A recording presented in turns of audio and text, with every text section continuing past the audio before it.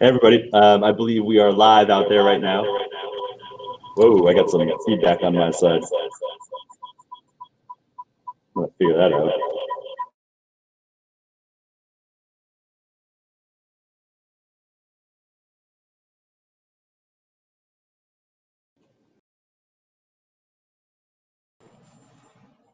All right, much better.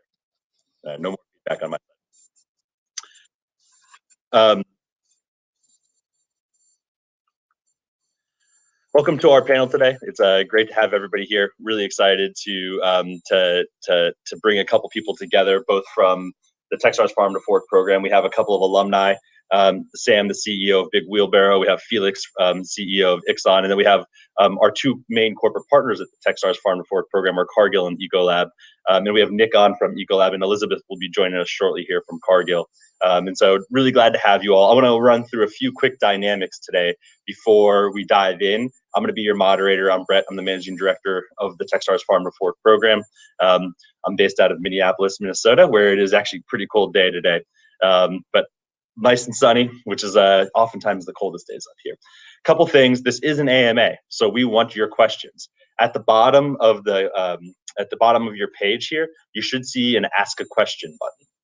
You can start putting questions in there now. The earlier you put them in, the more likely we are to answer that question, to get to it. We do have a lot of questions that I have ready to go to ask these guys to see what they're interested in, but we'd rather get to your questions, make sure we're hitting the things the audience wants to hear. So please use that Ask a Question button. I'll be monitoring it during the panel. And hopefully we can get to as many as we possibly can today. We've got about an hour, so we've got plenty of time. I'm going to have all of the panelists introduce themselves here in a second. And again, we do expect Elizabeth is working to get on, so we will have our fourth panelist shortly, but we wanted to get started just because we did have a lot of people on, a lot of people joined, and we'll start with introductions and then we'll dive into it. So again, please use the Ask a Question button. Don't put them in the chat. The chat tends to fly by, and so I won't see your question if you put it in the chat. So use the Ask the Question button at the bottom, and I'll try and make sure that I get to all of them.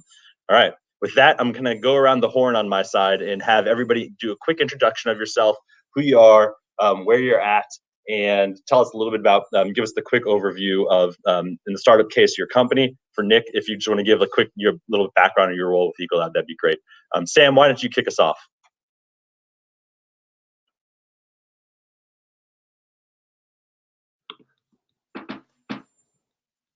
See if I can unmute myself. Does that work? All right, awesome. Sorry about that. Hi, my name is Sam Eater. I'm the CEO and one of the co-founders of Big Wheelbarrow. We are a supply chain software company that enables grocery stores and food distributors to shorten the supply chain and get more small producers onto their end customers. Thanks. Why don't you go next?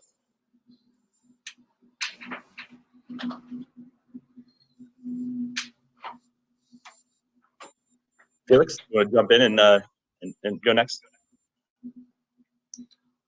Felix, you are muted yourself now.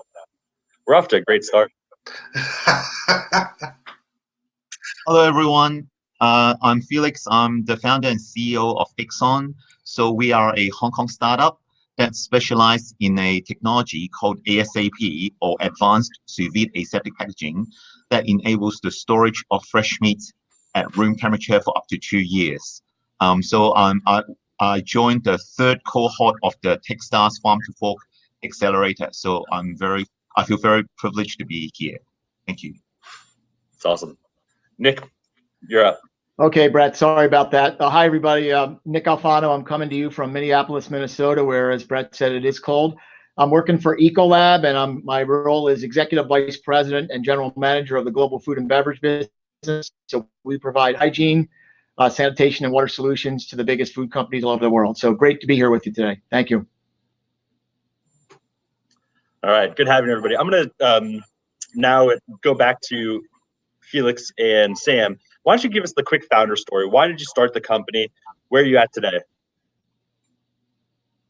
I'll take it off. Yeah. So, I came from management consulting background, but I had this passion around local food, local urban agriculture, seasonal eating, and my co-founder was my boss. He left to become a full-time farmer, and he discovered this problem in the supply chain, which was this glass ceiling that kept those smaller producers from getting into the bigger distribution channels of grocery and food distribution. And just kind of one of those things that we were just working on this project to figure out his problem and to turn into a business.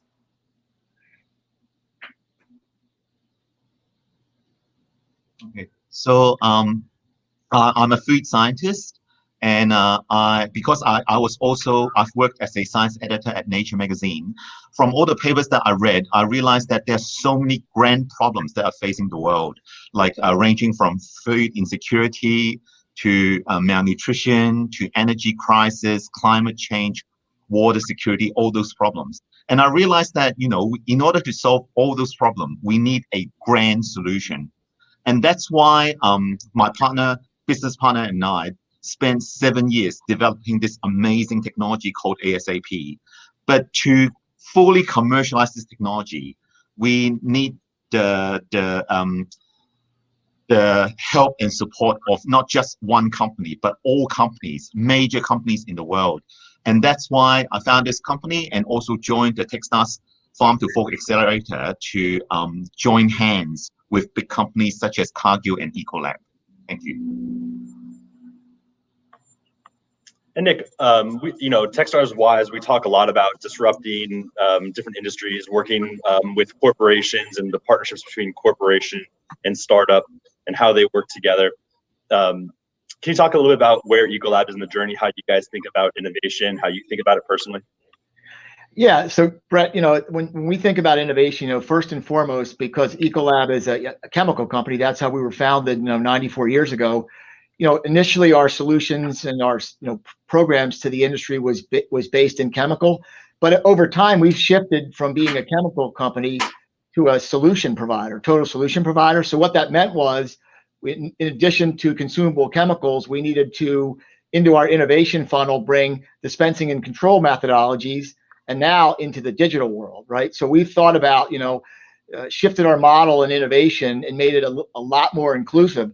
So when you think about Techstars and some of the partner companies, some of the digital aspects of what they bring to the table was very, very interesting to us as a company. So that's why we've joined and seen great benefit from the partnership.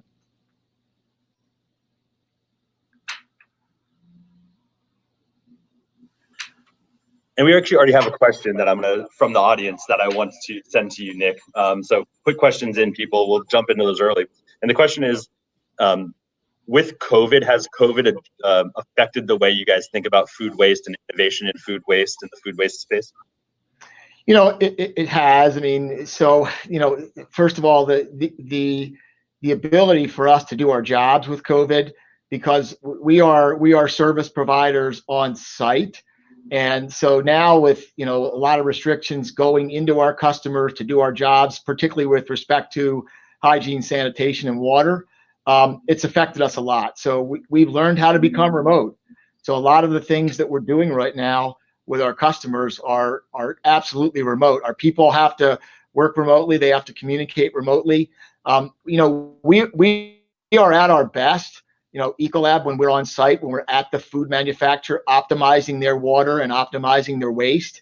So we've shifted now to I'm going to call it a quasi remote model, meaning our people are allowed to go into plants periodically, but now we have to do things much more through digital means, right? So we are monitoring, a lot of the things that we do, in cleaning and hygiene is through a CIP system, which is the brains of the cleaning process. Now we're monitoring that system completely remotely, right? So we're able to, back off on rinse times and shorten the cleaning cycle, actually from one of our account managers' computers, which is, we're learning how to do that. We're getting good at it. So absolutely, COVID has affected, the ability to be on site and work with customers in person.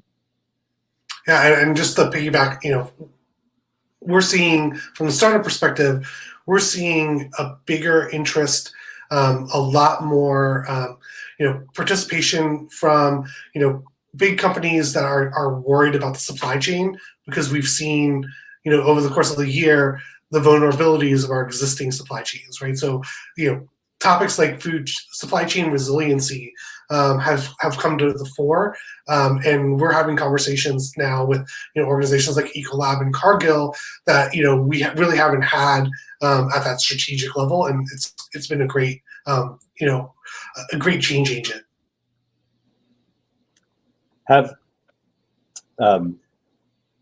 Sam, when you started the company, did you set out were you thinking about sustainability of the food supply chain at all? Is that what you started on?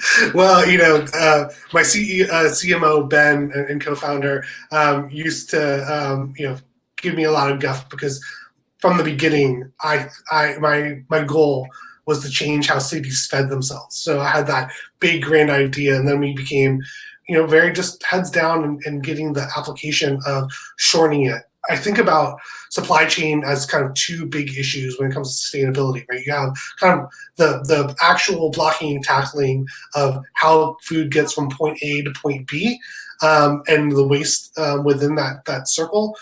But the other component is structural, right? So what are the bigger things that kind of need to be addressed systematically and systemically to allow us to fundamentally think about what sustainability really means for our food supply in general. So, that's a very long way of saying, yeah, I totally did. Did you start out thinking about the sustainability of the food system? I mean, you talked about being a food scientist. You talked a little bit about it, but was that a driving force behind starting the company? Well, food science is one aspect, but also I'm a foodie. I love food. And I know that a lot of the solutions that are being proposed to solve the food sustainability problem, like, for example, plant-based meat, cell-based meat, I feel that we're still making compromise, both in terms of the taste, texture, and quality of the food that we eat. So that's why I decided to pursue on the research of the ASAP technology. I believe that with such technology, you can actually tackle the food sustainability problem on a whole new level, on a global level, that no other technology can be can tackle alone or even combined together. And so that's why that's one of the driving force. If you look at the amount of energy, time, and water that we use to produce those food, instead of producing more, why don't we spend more time in protecting them and preventing them from spoiling? I think that's how you tackle food sustainability. Which is obviously one of the reasons that Ixon exists and why it's moving, right? That's exactly kind of the problem you're tackling. So glad you think that way. Are we making progress? Are we actually making a difference right now? Are we making progress in making the food system more sustainable? Has that accelerated recently? Nick? So Brett, I will tell you this: we are certainly making progress in making the food system more safe. So if you think about what my team does for a living, it is really to provide food safety to our customers, and that comes in the form of reducing pathogens, reducing spoilage organisms, and at the end of the day, increasing shelf life. When we increase shelf life, what that means to the customer is less food waste. Okay.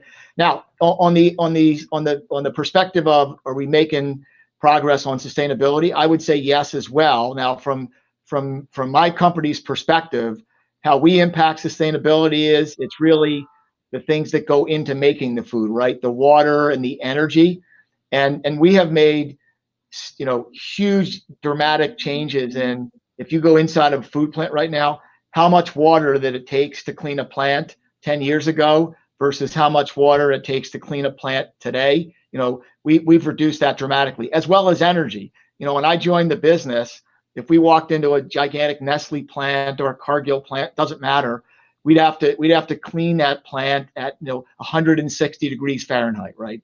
Use very hot water. Today, we are using water that's probably in the 80 to 90 degree Fahrenheit range. So you can imagine the amount of energy that's saved in a plant the scale of that I just talked about. So are we making progress? Yes.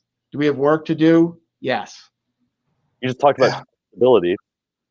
Ixon also works on shelf stability of food. how do you guys think about working together on something like that? And maybe Felix, will start with you. How do you think about working with large enterprises like an EcoLab, like a Cargill, or other big enterprises? And what role do they play in your innovation and the goals that you have for Ixon? So, because our technology was so groundbreaking, but at the same time, you can imagine the consumer perception when they first hear that we have a piece of meat that we stored at room temperature for 2 years that that you can eat. So we realized that in order for our technology to progress towards commercialization, credibility is very important, and so we really value our partnership with EcoLab and Cargill because EcoLab, being the leader in food hygiene and clean water solution, they can help validate our technology and also check on the science and everything like that. And also Cargill, they also value a lot on the food quality. So those, like, by working with EcoLab and Cargill, it really helps us put the technology on the perspective towards commercialization. Yeah, and I'll tell any entrepreneur who's on, watching this, there are people in, these organizations whose job it is to try and figure out and identify solutions for this, for problems like, shelf life, or in our case, shortening the physical distance that food travels. There are people that are trying to change the world in these organizations. They need to meet startups like you, right? And I'll say that in our experience with EcoLab and Cargill has been incredible, right? They have really been able to help us either get more perspective, introduce us to other problems that our technologies can help with. I mean, it's been great. Nick, on your side, when a teeny tiny startup like a big Wheelbarrow and Ixon starts talking to you, what goes through your head? Like, what how are you thinking about working with them? What's next steps? How do we leverage this, or how do we partner with this? They're really small. They don't have scale yet. Yeah, Brett, they're small, but the ideas are super interesting, right? And the ideas and the capabilities are absolutely directed at the right customer needs. So when we think about how could we assist, right? It would be, we're inside of the customer base every day, right? So some of the discussions I've had with Felix would be, think about if a consumer is going to accept the product, right? Maybe the first thing going through their mind would be food safety implications, right? So we had lots of discussions with Felix about just how would a big food company think about food safety implications of the offering, right? The next thing is scalability, right? When you're a small company and you want to work with big companies, there's obviously the question of can you scale to that extent? So we've had many discussions with Felix about how to think about building the offering so it could go into a multinational food company and reside in their plant. So we've brought experts, EcoLab experts, to the table with Felix and his team just to say, hey, have you considered this or this or this? And I would say in most cases Felix and his group have, but it's just another set of experts for he and his team to bounce ideas off of and ask us questions of that maybe they don't know the answer to. And the last thing is networking, right? So we are, we're connected throughout the food chain in our company, right? From every single food manufacturer, whether it's beverage or brew or protein or food, and we could bring senior executives and people that have influence to Felix and get them connected. So we felt like that was the right thing to do, and over the course of this cohort, I thought it worked pretty well.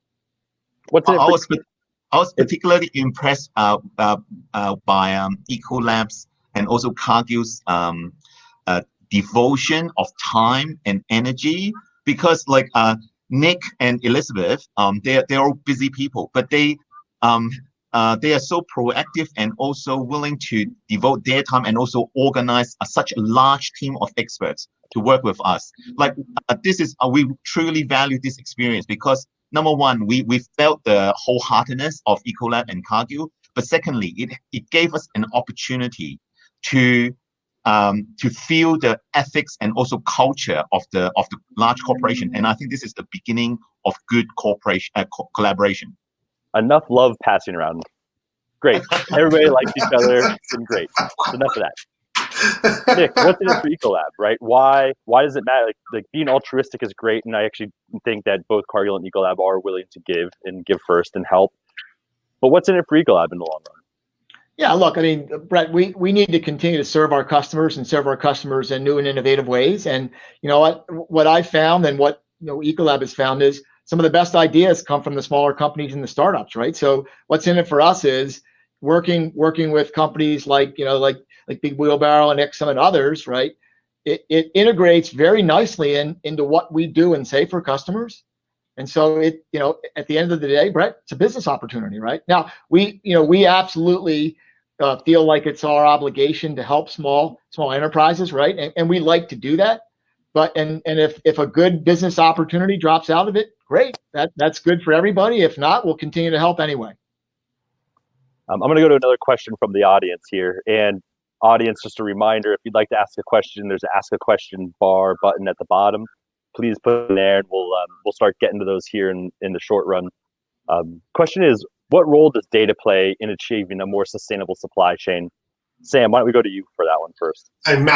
Massive. And I think this is where the role of startups and innovation have kind of turned the conversation on sustainability on its head a bit, right? Before, it was kind of a nice to have, but you see these folks who are applying these data solutions to solve real world problems in a level that the food supply chain has been operating for 1,000+ years, right? Like very simple. Food is grown in one place and taken somewhere else and sold, and people eat it somewhere else. It's just as old as time.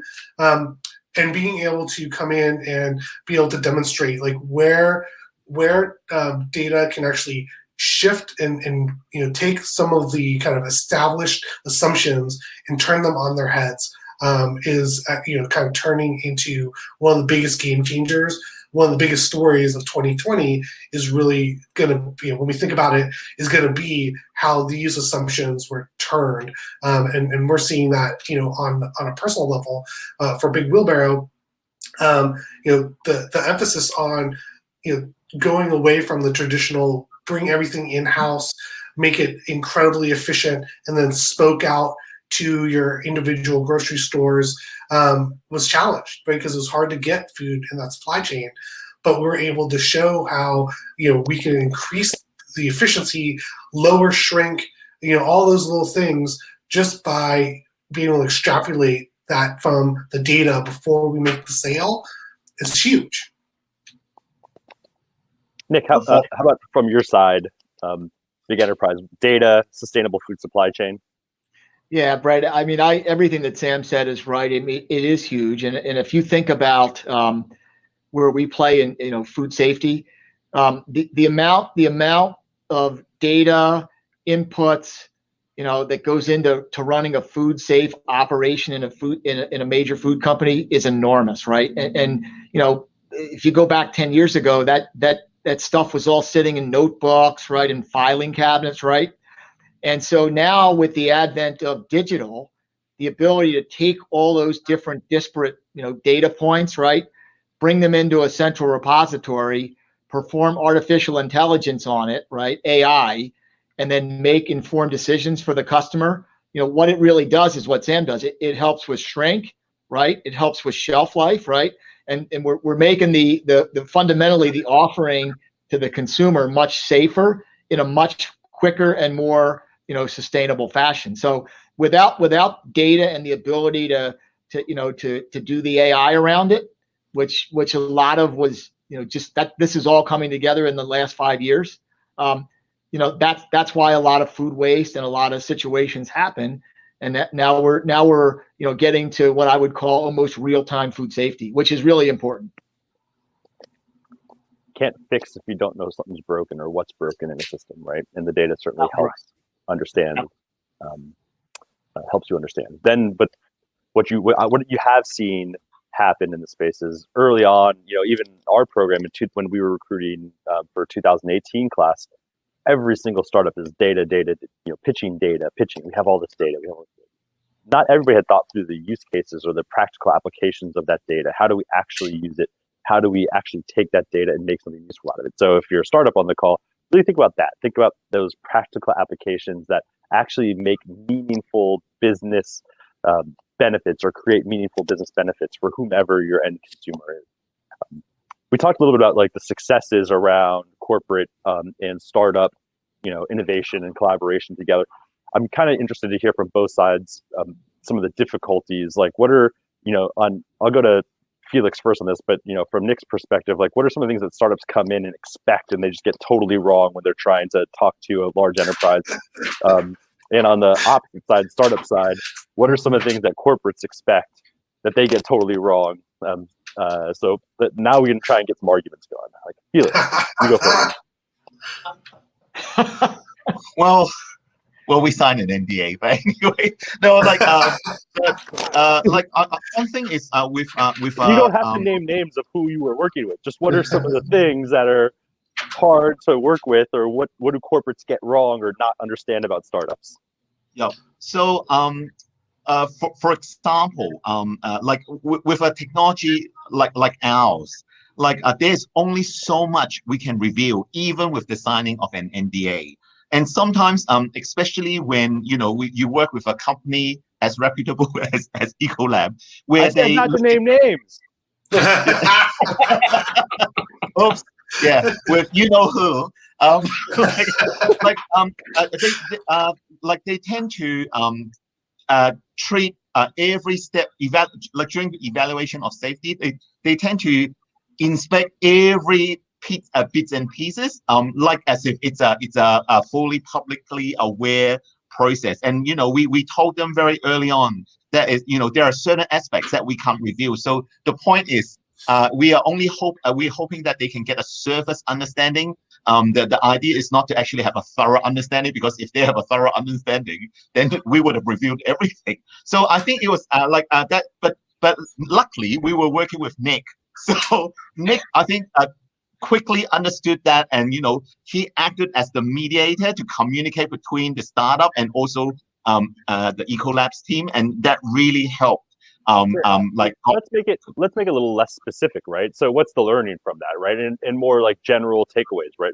Do you think that that's a common issue with not EcoLab, not Cargill, but it's like, because for startups, they are good at taking risk, doing things differently. But for large corporate, they're used to doing everything systematically, and also risk is not what they want to take. Reliability is what they're good at. So you have these two different characteristics that try to merge together. And sometimes you have chemical reactions that's explosive, and sometimes it could be good, could be bad. Sam, Sure. What about you on your side? I'll let you go next. Like, what are some of the things that you've run into working with large corporations that are common themes that have been roadblocks or hurdles, or like, man, I just wish corporations understood this. Right. Yeah, and I came from enterprise, right? I worked at large corporations. I carried a bag for a Big Four consultancy, right? I know what it's like to be at enterprise, and still going into that and going to work with corporates, there's always a mishmash, right? And I think some of it's to what Felix talked about, where you have a mindset of build on the startup side. We're starting something new. We're disrupting something. And then, you're talking to people whose jobs it is to build and create sustainable efficiency and scale, right? And so, what we think about as important, in the corners that we need to cut as a startup for speed aren't the same, concerns. The biggest thing I think I tell people going into corporate, it's going to take longer than you expect. And the hidden gotcha of working with corporates is always the depth of I'm going to say corporate politics, but really, multiple stakeholders or siloed decision making at that corporate level. I've seen that sink pilots. It's sunk pilots for me with big corporations before. I think that it's hard for a startup to understand the true depth of an ecosystem within a corporate. And so, finding the right champion internally that can help navigate that is critical. And I don't think a lot of startups kind of realize that. They just get the big eyes and the logo, like, I can have that logo, great. And they kind of forget that there's a lot of sherpaing that needs to be done for that deal to get finalized. Nick, on your side, what do startups have? What are they clueless about every time you talk to one? Yeah, well, I mean, I think Sam and Felix covered it right, but I think Sam said it well. I mean, a lot of big companies that have external shareholders, right? There's a lot of process and decision making that has to happen, right? So a lot of times, you get a question, and maybe the expectation is a quick answer, but that doesn't happen, right? Because there's layers of people, there's constituents that need to get involved, right? So speed to decision making in corporates is very much different than what happened in a startup. And then the other thing, and I think Felix said it, is risk, right? I mean, big corporates, part of our jobs as leaders in corporate entities is to minimize or eliminate risk, right? And so what does that mean? We're going to ask a lot more questions, right? We're going to have some legal implications of discussions, right? Like Felix said, we're going to have NDAs, right? And because there's corporate reputations involved in this, and so we're trying to be accommodating to the discussions, but there's always an ear towards, okay, risk. Where could this go wrong, right? And so it's just making sure that startups understand that we want to help. Obviously, we want to engage, but there's corporate practices and principles. There's stakeholders. There's even lawyers, right? I mean, I hate to say it, but a lot of the things that I've talked to startups about, we had to run it by our lawyers, right? Just to make sure that we're thinking about it right. We're not disclosing anything, and we're also not damaging the startup's ability to compete. So, it's a lot of things like that. But I think Sam and Felix, you guys covered it spot on. Yeah, and I want to add one quick note on this, that tension right now. Just tying back to the sustainability supply chain piece. We are in a kind of point in time where any corporate sustainability office has more power now than they've ever had before. So if you're in this space and you're going after it, like this is the time to go out and talk to corporations, because sustainability has become not just a we're good corporate citizens type argument, and really a how do we run our businesses, how do we adapt to the changes that have occurred on the ground right now. Yeah, I think that's very true. Pretty much across the board with everybody, all these big corporations making big pledges and promises, they have to hit. And one way to potentially do it is to partner with startups and to maybe adopt technology or innovation faster than they would have otherwise, or take a few more risks, ignore a lawyer or two, because it allows them to potentially hit some of those goals they set up. To add on two other quick things from either side, I actually think in a weird way, a common mistake big corporations make when they engage with startups actually comes from wanting to be more helpful. The individuals within organizations that are working with startups really want to help that startup and really want to help make something happen. And so sometimes they might overpromise a little bit, or they might maybe not overpromise, but give the impression that more is going to happen for a startup. And then it doesn't come to fruition as quickly as the startup who, founders always get happy ears. They love hearing things that, oh, it's going to happen. And so expectations are misset because out of good intentions, because that individual mentor, that individual person is really trying, but they're not the only one that has to make a decision on something. There's a lot of other people that have to get involved. And so I see that happen frequently. On the startup side, I think the biggest mistake startups make and over and over and over again. It's a bit of what Sam touched on, but they don't understand how the corporation works. They don't understand the decision-making process. They don't understand the timeline. They just go in and expect the person they're talking to can snap their fingers and say it's done. And so they don't really take the time to understand how a corporation works. And then they make business plans around the expectation of closing a deal, and it can hurt them in the cash flow, and fundraising in a variety of other ways. So I think those are really two common mistakes. I want to bring it back to the sustainability piece also, and tie it into data a bit. I want to talk about traceability a little bit. This has been a really common buzzword in the food space for years now. Blockchain traceability, right? And it ties into the data conversation we had earlier. How important is the ability to trace food throughout the supply chain when we talk in the sustainability context? Anybody want to jump in first on that? Is that a question? I'll jump in. It does. I'll say there's a, from our perspective, right? Because we are thinking about democratizing channels into sales. That traceability has been kind of it's been part of that glass ceiling that prevents the smaller producers from entering the bigger pieces. It requires technology, logging that used to be prohibitive for smaller producers to do.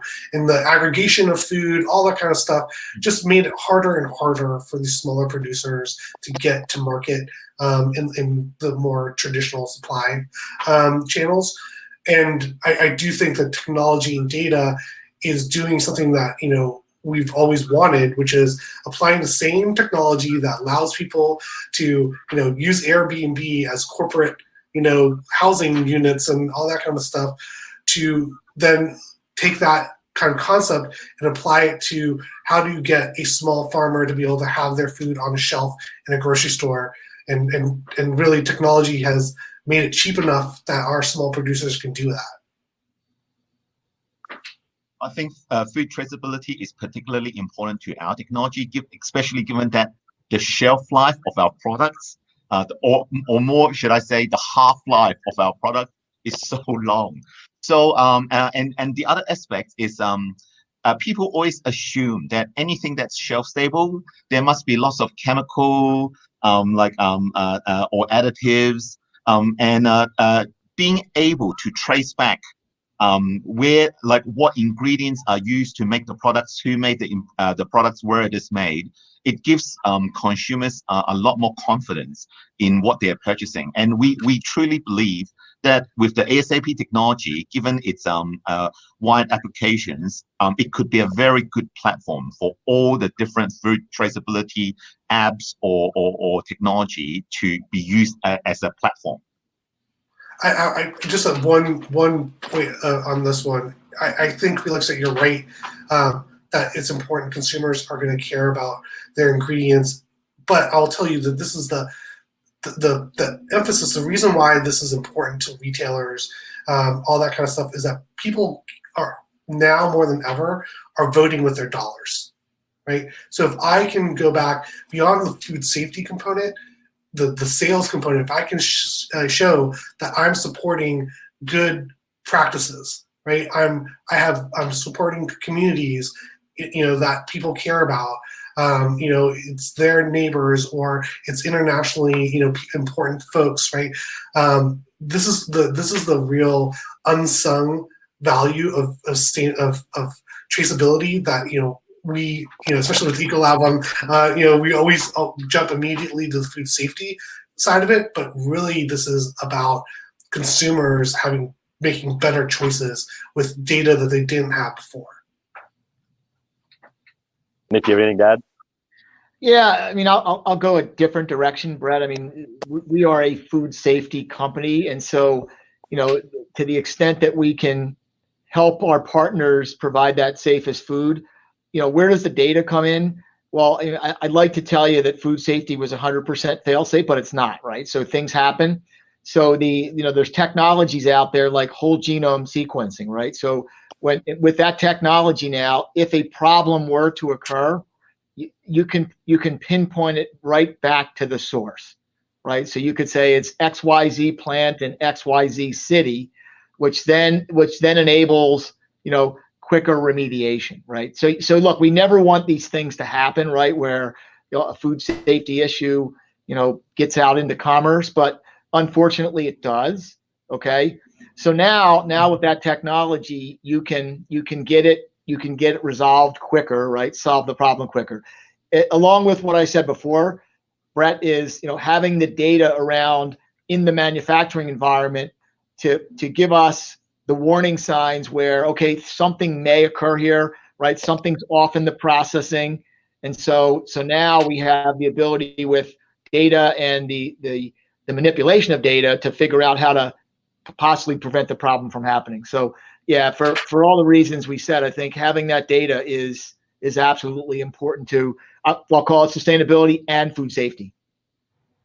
It sounds to me, just from the answers here, that the consensus, and you guys can correct me if I'm wrong, but the value in food traceability to helping develop a sustainable food supply chain is partly to help drive adoption of sustainable things, right? So if you understand the data, understand where things came from, understand that it's food safe, understand that these things, and you can actually trust and trace that back all across the entire value chain, you are potentially more willing to adopt buying food from somewhere that's more sustainable, or trying a new thing, or adopting new technology like the new genomics technology, or trying a shelf-stable a piece of meat that's been sitting on a shelf for 2 years. If you can trust it, and data and traceability play a role in developing and providing some of that trust to drive the adoption curve, if you will. That's kind of what I hear. I'm going to go to another question from the audience now. If anybody has any questions, there's an ask a question button at the bottom. Would love to have those come in. This one's it's going to be for Nick. Are you doing anything special right now at EcoLab to identify startup technologies as it pertains to sustainable supply chain? Like, are you specifically targeting them? Are you actively looking for them? How do you do it? Yeah, we do. We have a pretty big effort against that. We have a sustainability group that's out looking for technologies. And so I'll give you an example of something that I think is pretty interesting. Maybe the group will. We just signed an agreement. EcoLab just signed an agreement with a company based in the U.S. And here's the concept. And this really gets to packaging waste, right? So we all know that every year, consumers generate a lot of plastic waste, and it ends up going to landfills and stays there forever. So we are now partnered with a company that will manufacture returnable food containers, right? So think about Haagen-Dazs, right? You go to a Wegmans or a Kroger, and you buy your Haagen-Dazs in a very nicely manufactured stainless steel container. You consume that Haagen-Dazs at your home, and then you, as the consumer, you bring that container back to a third-party recycling center, right? And then our partner collects it, with other containers, brings it back into a processing center where we, EcoLab, we clean and sanitize that container, okay, to a standard, that's a food safe standard. And then that container goes back to the manufacturer and they refill it. So now where you've had one plastic container consumed into the landfill, now we can do 10 or 15 cycles on that stainless steel container. It's perfectly food safe, and it can make many trips. So that's an example of how we look at things. That this idea was something that one of our scientists actually heard about this company, and we partnered with them, and now it's up and running in the UK, the first site, and that same technology will be coming to the United States in a larger scale this year, 2021. So that's a good example of how we think about it, and again, we have people that are out looking at smaller companies and looking at good ideas, and then figuring out ways at the intersection how EcoLab can partner. Yeah. Also the TechStars program, right? That's it's another driver of innovation and bringing ideas into EcoLab as well. And we've had a lot of success over the last several years working together on that as well, this is an obvious example. I'm curious around, between both of you, again, I want to hear both sides of it. Has working with a startup perspective, has working with enterprises changed your culture, your company culture at all? Like, has it affected the way you think about your own culture? Have you had any lessons on the culture side from working with large enterprises? And same thing at the enterprise level. How do you think about cultural change and needing to do cultural change? Do you need to be more innovative? Maybe I'll let Nick go first on this one, and then we'll go to our startups. Yeah, we have, Brett. I mean, we've learned a lot. I mean, and I think some of the things that, you know, I already said it, right? I mean, being able to act quicker, right? I mean, we are making decisions as it pertains to our interactions with our smaller partners much quicker than we would inside the company, right? So I mean, cultural change is speed, flexibility, right? You know, working the hours that our partners want to work, right? I mean, everybody works different hours, right? It used to be 9 to 5, right? But now we're having discussions at different times of the day, right? Learning how to work remote, right? I mean, a lot of our partners are, you know, they're in their office in Taiwan or Hong Kong or Shanghai, and they're remote.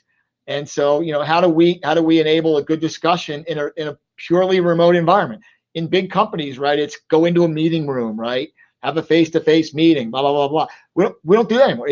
A lot of these discussions are remote, right? Sometimes, like I never met Felix, right? So we've been discussing all of our business ventures like this in this forum, right? We've gotten a lot done, right? And I could tell you, you know, 5 years ago at EcoLab, we would never do business that way, right? We'd say, hey, Felix, come to the United States, let's go in a meeting room, you know, and let's shake hands and do all those kind of things. So the speed, the way that we interact, right? Yeah, that's why we don't shake hands. But yeah, so did it require a cultural transformation? Absolutely. Do we like it and are we seeing benefit? Yes, for sure. Felix or Sam, anything on your side? Has it have, you know, your interactions changed the way you guys operate or think through things? On our side, like when we prior to joining the Techstars Accelerator, we were actually like targeting Cargill. We thought, like, you know, we were hoping that they could be our first alpha customer. But, you know, because of this opportunity, we actually met EcoLab and realized that there are so many different synergies that we can develop with EcoLab. And it was actually a very surprising result. And I think that really opened up our eyes that the business model can change by meeting different parties that you never expected to have synergies with. And so that's number one. And number two, we also felt that, like, after meeting lots of the different corporates, that they tend to take less risk, and also they tend to move slower than we so you guys decided to start moving slower?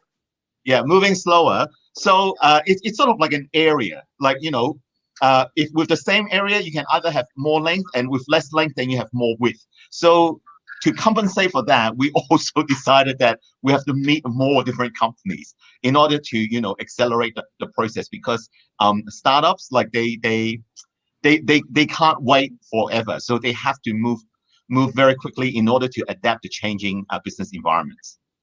Yeah, I'll say on our side, you know, my founding team all had spent time in enterprise, but we work really hard, and my job, right, as the CEO, is to make sure that we do not start thinking like enterprise, right? It's a balance of empathy towards our partners and our customers to understand, you know, the decisions and the things that drive them at their jobs, and understanding their pacing and all that kind of stuff. But that's not our job, right? Our job is not their job. We are the ones that need to be crazy, hair on fire, incredibly passionate, right? Work all the time, right? Like, those are the things that a startup has to do, and we can't start acting and thinking like an enterprise for that reason, right? It's a thing about where we are in our maturity index. We don't want to lose sight, right, in our interaction with corporate, right? We have to remember that they have different things that are ruling their lives, and so that's the balancing act. Hey, Brett. One thing I'd like to add, and I got a thought from Felix is, most corporates and enterprise, we have a business model that's tried and true, right? And and we know what works, and probably a little risk averse and trying to change it. What we've learned over the last 3 cycles with the tech store companies is there's other ways to structure a business model. We've been absolutely amazed and astounded by how the smaller companies think about a business model, right? From everywhere from getting the product out the door to the monetization of what they do, right? And the integration with the ultimate customer. And so, we're starting to change and adapt our business model right now. There's things we're not going to change or not going to alter, but hooking on different business models from our partners to things that we think work has been a really, really big idea, and it's transformational. I'm going to say something, but before I do, we're going to, after what I say, we're going to do final thoughts from all 3 of you. So I'm going to get you guys to prepare your final thoughts around the sustainability of the food supply chain, anything else we talked about today. So I'll go to each one of you, get your final thought. One thing that I'll add that I see culturally, like cultural transformation at the startup level from working with enterprises often is understanding the importance of processes and making process a part of a culture. That's one thing that you might say that enterprises have too much of in some cases, but startups often have too little process. They have too little guardrails, and putting some whether it's KPIs, whether it's metrics management, whether it's sales process, whether it's customer success process.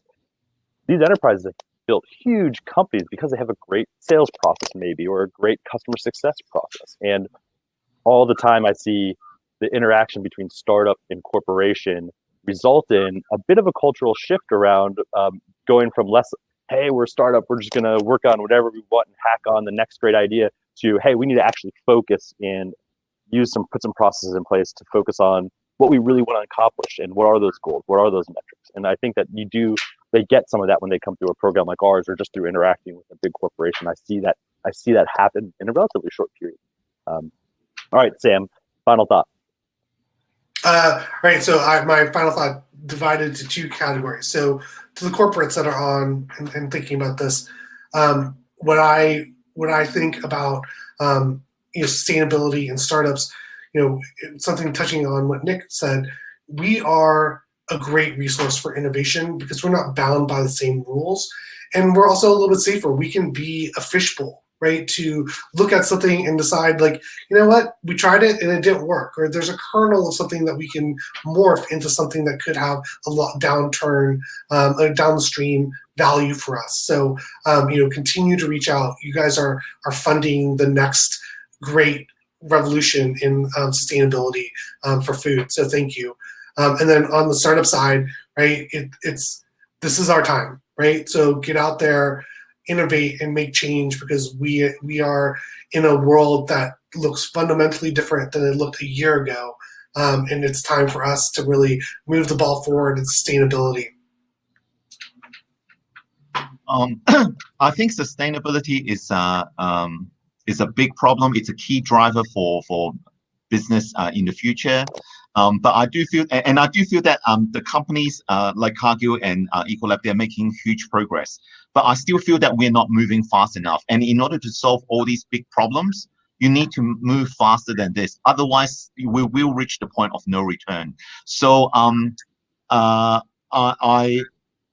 just wish that that the large corporates, they can take more risk, and we have actually done most of the risky work for them already, and try to think differently. And I do feel that I agree with Sam. I think that in the past 20 years, it's the decades for the large electronics corporation, IT corporations. But for the next 20 years, it's going to be the food startups that's going to come up. So I think this is the golden era for us. Yep. And so for me, look, I mean, I've been involved in the food industry for 25 plus years. Look, I will say this: we have made progress, right? So if you go back, pick your time frame, 15 years, we are getting more sustainable. There's no question about it, right? And because we had to, right? How the industry was working 20 years ago was not going to be acceptable for the earth, right, and for consumers. So progress being made, much work to do. But I will say this: it's only because of partnerships between corporations and small technology companies, right? That's where the ideas come from. Look, think about this. 10 years ago, digital wasn't even a thing, right? Nobody even talked about it, right? Now it's the only, it's one. If you looked at and see what's the top 10 words that come out of business people's mouths every day, digital's in the top 5, right? So the fact that digital is with us and all of the good digital, know-how, some of the most creative things are coming from the smaller companies, right? Like companies like Sam's company and like Felix's company, right? So the ability for us to partner, right, and to direct our efforts at what's really important, right? Sustainability, reducing food waste, reducing plastic waste, saving energy, saving water. That's the responsibility of everybody that's involved in the food industry, inclusive of the manufacturers, the suppliers, and the small companies that bring the ideas. So I agree with what Sam and Felix said. If we do this together, we're going to dent this problem and make the environment much more sustainable. So thank you. Thanks everybody for joining today. A couple just quick thoughts at the end here for me. First is, if you want to learn more about accelerating innovation that's focused on sustainability, Techstars is serious about it on our side, as are a lot of our partners. So a link was just put in the chat around how you can learn more about the Techstars Sustainability Challenge. I would encourage anybody that's interested to go there, see how you can get involved, see what you can do, see how you can apply. That's one thing. Second thing is, if you want to learn more about the Techstars Farm to Fork Accelerator, applications just opened last week. One of the core pillars of our thesis this year is in how do you make startups can make the food chain more sustainable. And so that is something that we're really interested in this year, and it has been in the past, and it continues to be, because we do think it's really important. And then one final thought for me is, one of the reasons I love investing in and working in the food tech space, and I call it food tech and always have. One of the reasons is, even if a company doesn't come in talking about, hey, I'm here to make the food chain more sustainable, they might be saying things like, hey, we want to make the food value chain more efficient. We want to fix this issue with this portion of the food chain, or we want to help manufacturing, food manufacturing space be safer and or more efficient. If you're making the food system more efficient, you are also naturally making it more sustainable and reducing food waste. And so it's a really cool space to invest in, to be an entrepreneur in right now. And there's a tremendous amount of opportunity. I don't think there's a better time to be in it. So if you're thinking about starting a company, I would encourage you to just jump in and do it. And if you're thinking about investing in those types of companies, make it happen. Thanks everybody for joining. Thanks guys on the panel. Sorry we could never get Elizabeth on. I know she's been messaging with us, so we apologize for not being able to make that happen next time. Have a good day, everyone. Thank you. Bye, everybody.